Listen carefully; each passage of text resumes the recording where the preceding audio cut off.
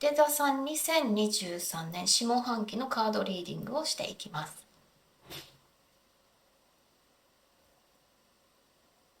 総合のところにペンタコーズ、エースオブペンタコーズが出ている場合、全体的な逆位置のカードを強調されているというふうに読んでいきます。なので、総合エリアで言うと、今回すべてが強調されているというふうに出ていますね。この忍者というカード、相互に出ている、逆位置で出ている忍者というカード、これはすごく私の中のいて座さんのイメージにすごくぴったりなカードなんですね。映画でも時々そういう杖を持った魔法使いのような人が出てくると思うんですけど、そういう人のイメージ、ロード・オブ・ザ・リングに出てくるガンダルフのような方なんですね。それが伊手座さんのイメージにすごく近いんじゃないかなと思っていて、でなので人々を導いていく、人々に対して何か先導者的なものにの存在、伊手座さんがなっている、そういう先導者的な存在になっている感じも出ていて、で社会貢献っていうものを超越した、もうそういうものを超越したような、そういう魂レベルで何か未来に継承していく、何かを継承して先導導いていく、そんな感じがするんですね。なので伊手座さんが今そういうことをしている可能性もあるし、今そういうふうになっている、そういう方になろうとしている、もうすでになっている、そういう感じがします。で強調なのですごくそういう方、そういう先導っていうものができている方なんですね。でキング・オブ・ソーズとテン・オブ・ペンタコーズが出ていて、テン・オブ・ペンタコーズも継承という意味を表すので、そこがつながってきている。でキング・オブ・ソーズも人に伝えるところを表していて、キング・オブ・ソーズは発信とかも表すので、今もう発信している方がいるかもしれないし、その人々に対しての発信が逆位置なので大きい感じがするんですね。すごく大きい範囲に発信していく。身近な人も先導しているとは思うんだけれども、大きい範囲での発信。もしまだしてないよっていう方がいたら、ちょっとこれから必須かなっていう感じですね。いて座さんの発信を待っている人がたくさんいる。そういうふうに思っていただけたらいいかと思います。11ハウスの対極にある5のハウス。5のハウスには、伊手座さんの5のハウスには今、キロンがいるんですね。そのキロンがいるところにムーンのカードが出ている。ムーンのカードは夜明け前。夜明け前っていうのが朝が来る夜明け前が一番暗いともいうところがあって、少し寂しさが出てくる、そういうカードでもあるんだけれども、それは、キロンもいるし、5のハウスっていうのがクリエイティビティとか子供についてとか遊び楽しいっていう感覚を表すハウスなので、そういうところに対して何か癒しが必要なキロンのカウンセラー、自分の中のカウンセリング力を使っていくキロン先生のカウンセラー力っていうものが発揮されていく伊手座さんの中にあるカウンセリング力を自分に使っていくタイミングが5のハウスに来ている。5のハウスのそういう部分を癒す必要もあるよというメッセージにも聞こえるし、何かしらのそういう子供に対してとか、自分の楽しいクリエイティブなことに対して何か開花していく、そういう才能が開花したり、今も才能を生かしている状態であれば何かしらの夜明けが起きてくるような大きい変化があるので、その前に少し古い自分を手放していく寂しさであったりもする。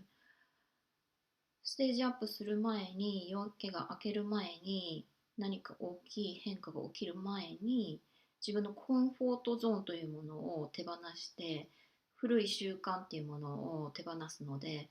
少し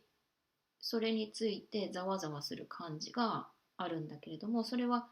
変化が起きる前なんだ。この気持ちはざわざわする気持ち、少し気分が憂鬱になる気持ちっていうのは変わる前なんだから、だからそういう気持ちになるんだっていうのが分かっていれば、多分憂鬱な気持ちに陥ってしまうようなことはないのかなと思います。そういう感じで、議論が5ハウスにいるので使っていけると思うんですね。で、そういう楽しいとかそういう感覚の情熱が同じような仲間、そういう人たちとの出会いっていうものがすごく起きてくる感じもしてるんですね。同じように頑張ってきた人とか、境遇が似ている人とか、同じような情熱を持っている、そんな同志、そういう人との出会いが起きてきそうなんですね。なので、すごく出会いがめっちゃ起きてくるんじゃないかなと思います、下半期。で、たくさんの人と喜びを分かち合っていきそうなカードもここに出ていますね。なので、11のハウスも仲間、コミュニティっていうものを表していて、ここが、身近な仲間でもあるんですけれども、家族であったりするし、親戚であったりするし、身近な友人、親友とか、そういうところのエリアでもあるんですけれども、そこの大きい範囲がこのコミュニティの対極の11ハウスになっていて、そこがリンク、このラインっていうのがそういうものを表している。そこの11ハウス、このリンクしている11ハウスも何かコミュニティに対して、仲間に対して新たなビジョンが見つかってくる。そういうのが出ているので、この出会いっていうもので新しいビジョンを得ていく可能性もあるし、それはやはりフールがここに出ているので、かなり独自性のある、個性のあるコミュニティっていうものになっていくんだと思うんですね。そういうものを作り上げていくのか、もうすでに独自のコミュニティを創設していて、そのコミュニティをまた新たなものになんかビジョンが浮かんできて、そういうふうに変えていこうっていう段階に来ている可能性もある。で、それについてちょっと悩んでいる。それについて悩んでいるというか、すごく考えている。どういうふうにしていこうかと、今未来のビジョンをすごく一人で考えているというのも出ている。なので、個性的な独自性のあるコミュニティっていうものを作っていって、多分もう作ってる人がたくさんいてずさんいるんじゃないかなとも思うんですね。で、そのコミュニティっていうものに満足はしているんだけれども、新たなビジョンがいっぱい湧き起こってきて、その湧き起こってきてることに対してちょっと自分の考えが追いついてないところもあるんだけれども、今考えようとしている変えていきたいという情熱がすごく湧いてきてて、その情熱が一緒の人が集まってきている。1ハウスはいて座さん自身を表すハウスなんですね。そこに太陽のカードが逆位置で出ている。太陽のカードはすごく自分らしさが輝いていく感じなんですが、その逆位置なので強調が入ってすごく輝いていく。それは多分伊手座さんがこれからすごく注目度がさらにアップされていくっていうのを表していると思います。で太陽が、さそり座にいる時期、その時期は秋頃になるのかな、秋の終盤頃になるのかな。その時期は少し気分が落ちることがあるかもしれないんですが、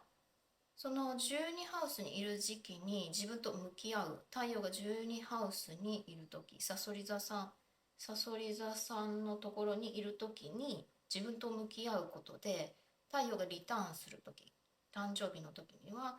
少し気分が上がってくると思うんですね。その時に、その前に自分と向き合う、どういうふうに太陽がまた一周する間にどういうふうに自分を生かしていくか、自分らしさを出していくかっていうところを自分と向き合って何かしらを学んでいく、そんなタイミングにしていくと、このまた一周する期間をより良いものにしていくことができるんですね。で、太陽が出ていて注目度が上がる。その1ハウスに2の数が重複している。2の数が重複している。重複している場合は2の数の意味が1ハウスにすごく出ているということにもなってきてて、2という数が人との違いを知る鏡となって人との違いを知っていく、人の才能を、自分の才能っていうものの違いが分かってくるっていう意味合いなので、さらに伊手座さんの才能っていうもの、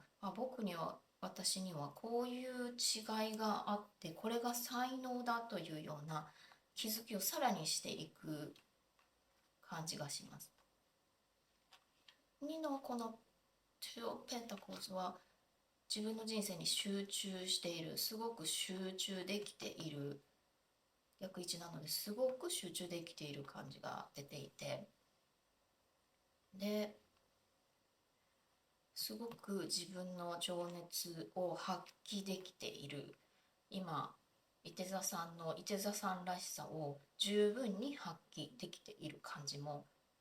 しているんですね。なのですごく伊手座さんにとっても今いい時期なんですね。もう今すでに輝いているし、自分の人生に集中できていて、だけど12ハウスにいる時に向き合うことで、自分と向き合う時間を作ることで、さらにまた輝いていけれるよっていう感じですね。1ハウスの対極にある7ハウス、ここが自分が1ハウス、自分を表すハウスが1ハウスで、7ハウスは他者を表すハウス。自己と他者のこのライン軸を表しているんですね。そこに獅子座さんのカードが出ている。獅子座さんのルーラーが太陽でもあって、なのでここは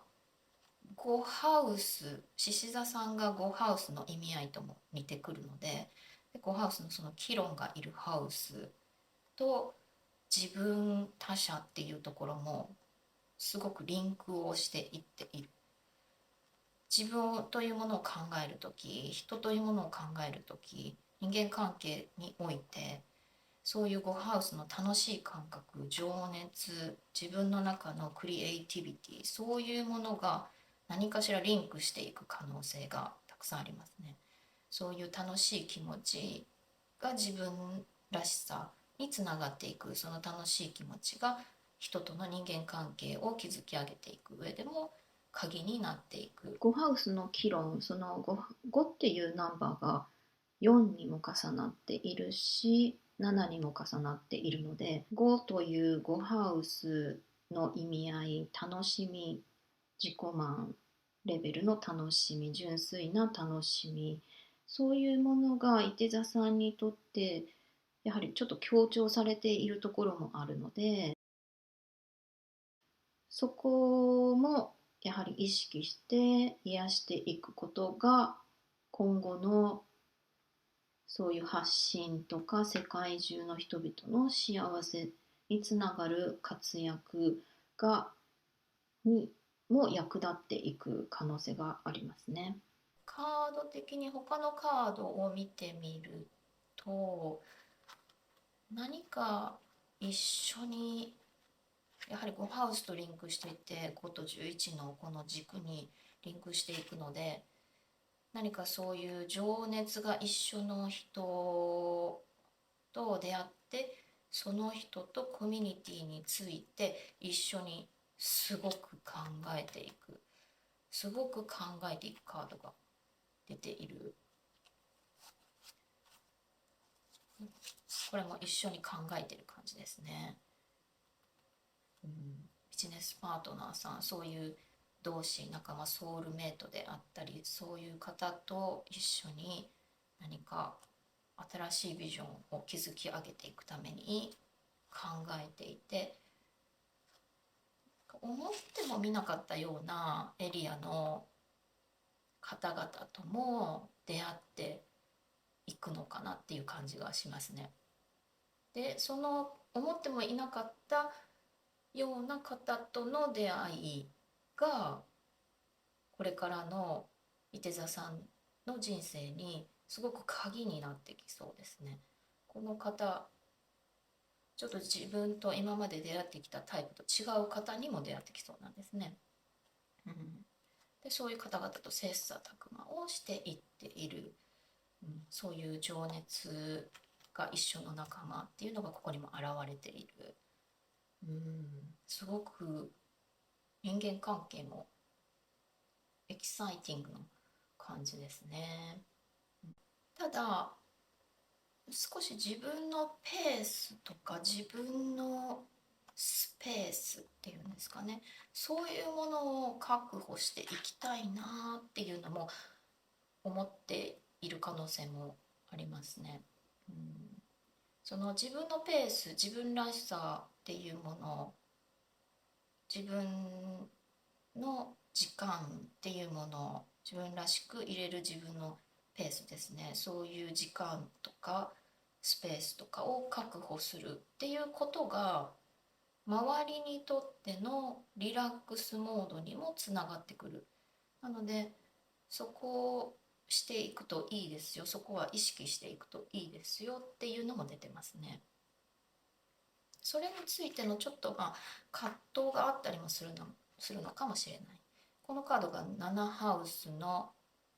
7ハウスは天秤座さんと意味合いがリンクしている。その天秤座さんの中の初め頃の度数に位置しているカードなので、やはりこの葛藤が人との人間関係である可能性があって、自分のスペースを作る、自分のペースを取り戻していく、そういうことに少し葛藤があるかもしれない。でもそれはそれをすることで人の人にもリンクしているので、そこを確立していくと人々にもリラックスモードが与えていけれる。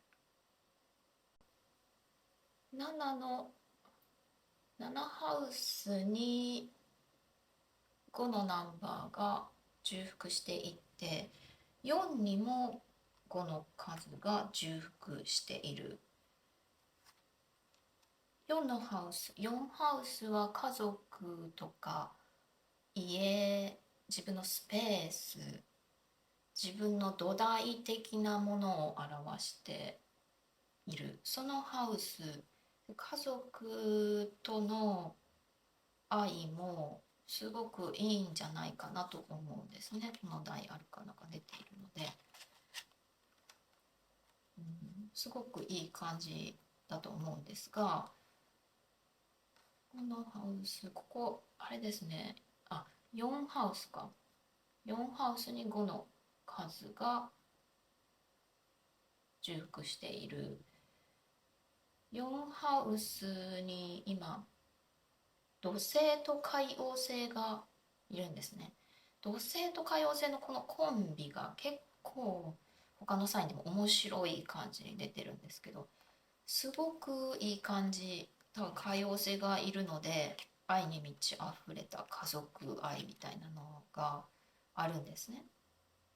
ただちょっと土星の指導も入ってきていて、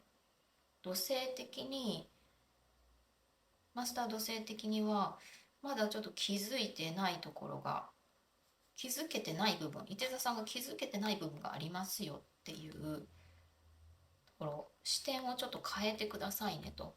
語が視点を変えるとかいうことなので、才能を生かすというメッセージなので、家族の才能っていうものを信頼してくださいよ。家族の才能を生かしてくださいよ。家族にもっと頼ってくださいよっていう意味にも取れるんですね。そういう土星の何か指導が入っている感じもするんですね。で、家族の方々は伊手座さん自身にすごく何かをしてあげたいって思っている感じなんですね。あなたに与えたいなってすごく思っている。このラバーズのカード、4ハウスに出ているラバーズのカードは少し依存を表してたりもするんですね。ラバーズ、人と一緒に住みたいって思う、この人と一緒に住みたいとか、この人とパートナーになりたいっていうそういう気持ちっていうものは何かしら依存であったり執着であったりがベースにはなっていて、そういうものが起こるからパートナーシップとかそういうことになるんだけれども、その一つのものが今ワンネスっていう一つのものが分離しているというこのゲーム、この世界のゲームをしているので、そういう依存っていうものも含まれてはいる。そういうものがゲームの一つではあるんですね。そういうものを客観的に捉えて依存しすぎないっていうことなんですが、その多分伊手座さんは依存しすぎないようにしていて、しすぎていて、依存をしすぎないようにすることですごく周りから家族からちょっと冷たい対応だなっていう風に捉えられがちでもある。もう少し頼ってくれたらいいのになっていう風に家族はすごく伊手座さんに与えたがっているものがあるんですね。なのでその与えたいものを受け取ってください、その頼ってくださいねっていう、なんかそういう周りの人が思っている感じが出ています。4ハウスの対極にある10ハウス、ここが土台で、ここは社会、この土台がしっかりすることで社会の自分の目標、活躍したいゴール、目指しているものっていうのを表すハウス、そこの土台につながるのが家族なので、家族のそういうものを少し視点を変えて頼っていくっていうことをしていくと、さらに土台がしっかりして10ハウスの社会の活躍、社会貢献、社会での自分のゴールっていうものが近くなってくる。そういう実現がしやすくなっていく。ここに土星、海王星がいるので、10ハウスもそういうビジョンが海王星の影響で広がっている可能性がありますね。で、その広がっている感じ、11ハウスのコミュニティのビジョンの広がりとも関係している感じだけども、そのビジョンが広がりすぎて少し戸惑っているいて座さんもやはりいるのかなっていう感じなんですね。ちょっと広がりすぎて戸惑っている感じも出ているんだけれど、でも土星的にビジョンが広がりすぎて少し戸惑っていて、それは多分土星のその戸惑い、土星的なもののマスター土星の多分指導なんだと思うんですね。土星的にはその広がりすぎているものを的を絞ってくださいよと。伊手座さんって結構的を絞ってそこにシュッといくタイプなんですね。それがこういてこの的をいっていく感じの伊手座さんのイメージに合っているし、土星もそういうふうに絞っていくっていう働きをするので、何か自分で絞っていく、そういうで今にすごく集中をしていく、今というものにも集中をしていくし、未来のそのビジョンが広がっているけれども、そういうの中から絞っていく、そういうことをスタート、そういうことが今スタート、何かしらのビジョンの絞ったものに対してスタートもしていく、そういう感じに出ていますね。6ハウスに木星天王星が位置していて、その6ハウスに重複のカードがたくさん出ている。4と9。4は調整安定。9は完結完成という意味になってきます。9っていうのは9ハウスとリンクする意味合いで、この9ハウスに9ハウスと意味がリンクするのは伊手座さんでもあるんですね。なので9という数っていうのは伊手座さんの数なんですね。そのカードが6に来ていて、木星と天王星がいる。ここがやはり社会貢献とかを表すので、そういう部分での広がりが起きてきそう。何かしらの完成に近くなっている。それに向けてのやはりビジョンが見つかってきている。こういうふうな完成をさせたいんだっていうようなビジョンも出てきているのかなと思うんですね。すごく満たされている、今の状態にもすごく満たされているんだけれども、そういうさらに大きなビジョンもやはり出ていて、そこに対しての完成完結、私のゴールっていうものはこういうコミュニティだ、こういう社会活動だっていうものが完成されているのかなっていう感じですね。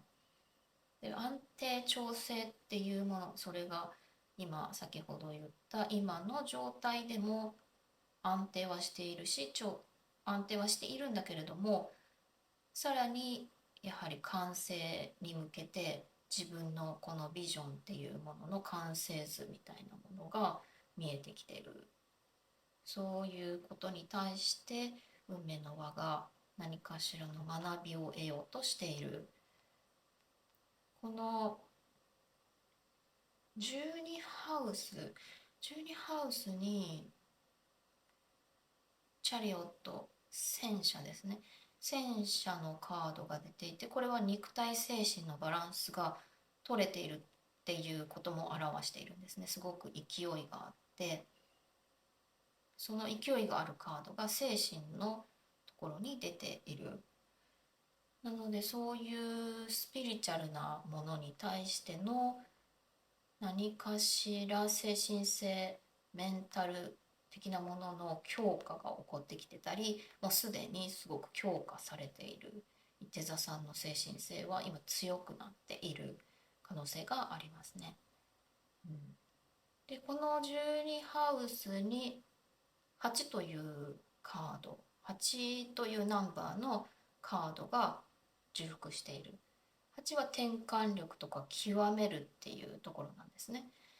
なのでスピリチュアルなこととかワンネス意識への目覚めっていうものがさらに極まっていく、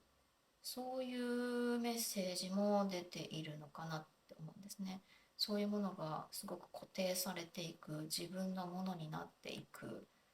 うん、そういう感じが出ていますね。それが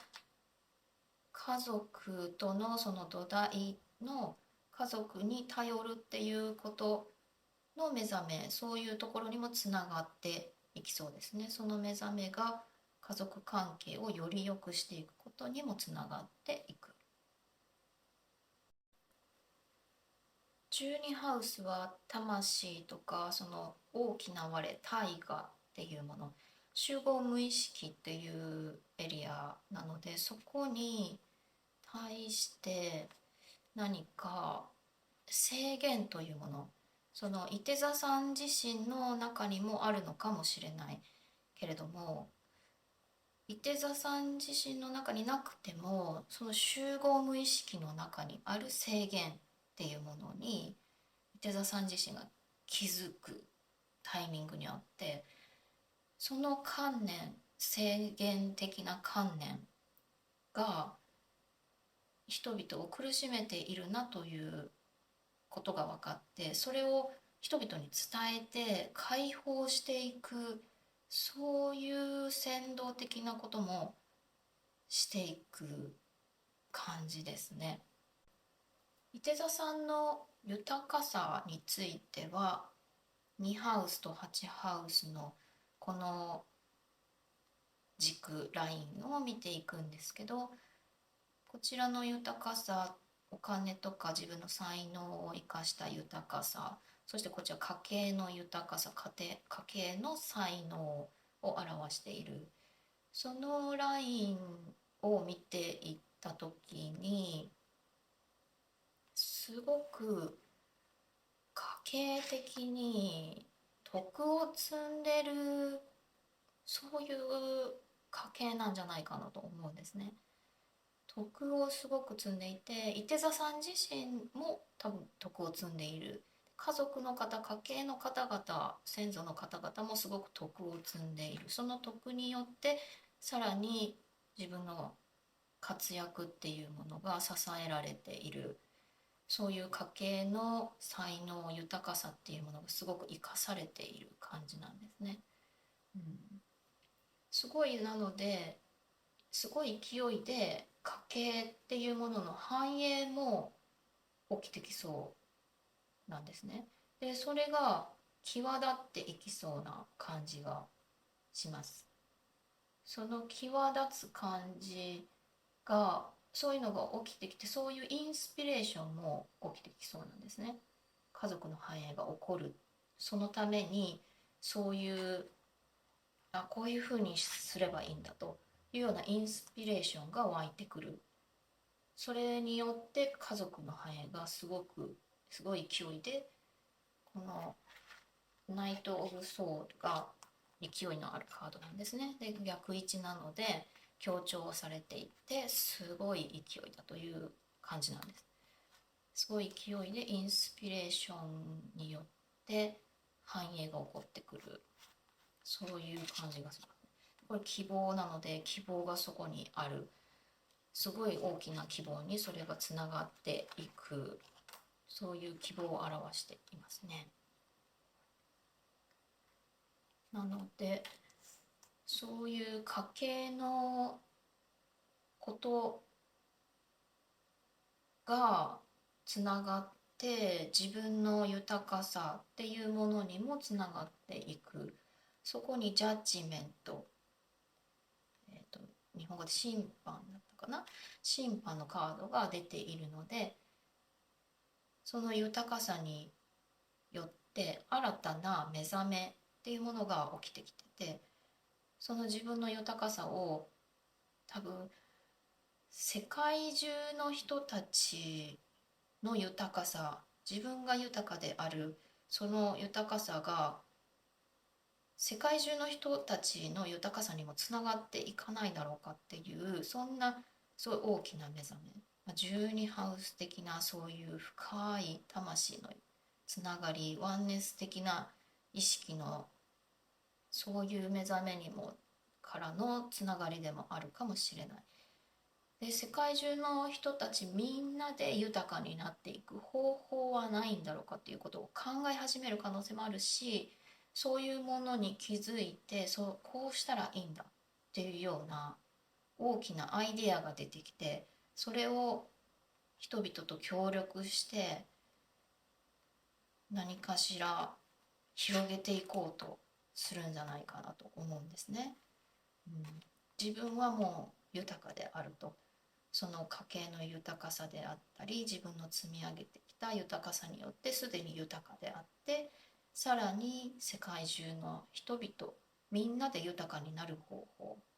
みんなで豊かになってみんなで幸せになる、そういう未来像がすごく湧き上がってきてそう。伊手座さんのサンハウスと9ハウス、この軸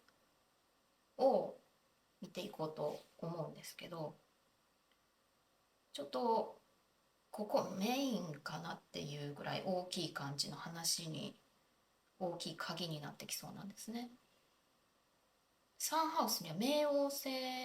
が長期滞在することになっていく。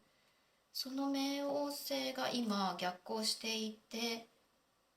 2ハウスと3ハウスを行ったり来たりするんですね。2ハウスのそういう、目覚め、大きな目覚めが起きてくるところの復習の最終段階ですね。もうまさにその世界中の人々への豊かさにつながらないかというような意識の拡大が復習の段階で起きてきて、で次はサンハウスに冥王星が滞在することになる。冥王星は何かしらサンハウスと9ハウスの見直しっていうものを促していきそうなんですね。サンハウスっていうのがコミュニケーションであったり学びであったり、あとは発信、その発信って必須ですよって最初に言ったんですけど、そのまさに発信を意味してたりもするんですね。で、Qハウスは経験による知識を得ていく、そういう知識がもっと広い範囲であったり、経験っていうものを通しての知識であったりするんですね。サンハウスは自分自身で学んでいく、自分一人でも学んでいけるようなこと、自分の一人の時間が学びになる、勉強する時間とかですね、そういう時間と、あとは人と出会っていくことで学んでいく、経験を通して学んでいく。なので海外とかも表したりするし、広い哲学、そういうものも表している。9ハウスと3ハウスに、なのでこの冥王星がいるここは発信のそのどんなものを伊手座さんが発信するかもしている可能性がかなり高いと思うんですけど、それが女教皇さんなんですね。女教皇さんの大アルカナが3に出ていて、女教皇さんのこの後ろ側、この垂れ幕があるんですが、この垂れ幕の後ろ側っていうのがそのワンネス意識であったりアカシックレコード、すごい英知っていうもの、スピリチュアルな英知っていうものですね。知恵、そういうデータが入っている、そういうところのダートっていうものを隠している。なので女教皇さんはそこにリンクしている人なんですね。まさに12ハウス的なものがそのバックサイドにここに隠れている、そことリンクしている、そういうことを発信していく、もうそういうようなレベルの高いことを発信していく可能性があって、このシックス・オブ・カップスも純粋な愛なんですね。純粋な愛による発信。その純粋な愛っていうものが、伊手座さんにとっての大義、それを果たす何かその情熱、自分の純粋な愛っていうものから起こってきそうなんですね。人々の痛みとかそういうものを代弁していくんじゃないかなと思うんです。そういう対話的な大きい集合無意識的な、先ほど言ったそういう制限に気づいてとか、世界中の人々が豊かになる方法とか、そういうものがいろいろリンクしていて、伊手座さん的にそういう人々の痛み、制限、そういうものに対することを代弁していったり、そういう制限を外していったりっていう人々のためにすごくなるようなことを発信していく。人々のそういう大河の発信、人々が幸せになっていく、そこにすごく意識がいく発信なんですね。そういう情熱的な発信がなされていく感じがすごく出ている。そこに冥王星がいるので、すごい深い活動になっていく感じなんですね。長期で滞在もしていくので、冥王星が長期サンハウス、伊手座さんのサンハウスに、発信のエリアに滞在するので、もう本当にたくさんの人が伊手座さんの発信を心待ちにして、伊手座さんが発信することでたくさんの人が助かる。そういうもう魂の約束をし合ってきているので、もうかなり発信するのは必須じゃないかなと思います。うん、そういうこのQハウス、対極のQハウスにも人々の痛みというものを表しているようなカードが出てきて、その痛みっていうのが戦争であるかもしれない、金銭的なことであるかもしれない、経済とかの金銭的なもの、あとは健康、食べ物について、食事についてのことかもしれない。そういうことに声を上げていく、そういうカードも出てるんですね。で、このデビルが出ているのがまたすごくて、デビルとこの6オブバーンズ、これが伊手座さんっていうものの注目度、ここでも注目度アップしますよって言ったんですけど、本当に悪魔レベルで、やばいレベルで注目していきそうなんですね。うん、それはもう大河から溢れ出るものなので、そういう人々の言葉を代弁していくので、注目度すごいんですね。その活躍ぶりっていうものの凄さが出ていて、そういうことが本当にできる人たちなので、そういう哲学知識、伊手座さんのそういうものをシェアする、もうその魅力がもう発揮される、そういうタイミング、そういうものがもうされている人たちはさらに注目もされていくし、さらに魅力もアップしていく、そういう冥王星の働きが起こりそうなんですね。なので次なるステージにもなっていきそう。それがレベルもアップしていきそうですね。金星逆行っていうものも起こるんですけど、その時にさらにもしまだスタートしてないっていう人がいたら、その時期にはかなりもう発信したくてたまらないっていう衝動に駆られると思うんですね。うん、そういうスイッチがかなりオンになっていく感じがします。夏の金6ハウ星が。スに9という数が重複している。その9っていうのは伊手座さんの数で、9ハウスっていうのも伊手座さんにリンクしている意味合いなので、9ハウスに金星が逆行するとか、冥王星が対極のサンハウスにいる、そういうものは本当伊手座さんのその9ハウス的な伊手座さんらしさ、伊手座さんのその分野、哲学知識、その分野にかなり強調が入っている。5ハウスの議論、その 5っていうナンバーが4にも重なっているし、7にも重なっているので、5という5ハウスの意味合い、楽しみ、自己満、レベルの楽しみ、純粋な楽しみ、そういうものがいて座さんにとってやはりちょっと強調されているところもあるので、そこもやはり意識して癒していくことが今後のそういう発信とか世界中の人々の幸せにつながる活躍がにも役立っていく可能性がありますね。5ハウスも少しこの自分の1ハウスの自分のスペースとか自分のペースっていうものの確立、それと関わってきそうなんだけれども、なんか自己満レベル、人のため人のためっていうところが結構あるので、手座さんのその人のためっていう意識が強すぎて、自分のためっていうものがすっぽり抜ける時があるんですね。そこもでもバランスなので、自分の自己満レベルで楽しいって思うようなこと、そういうことで、これはもう自己満のレベルだなっていうふうに思い込んでる部分があって、これ人のため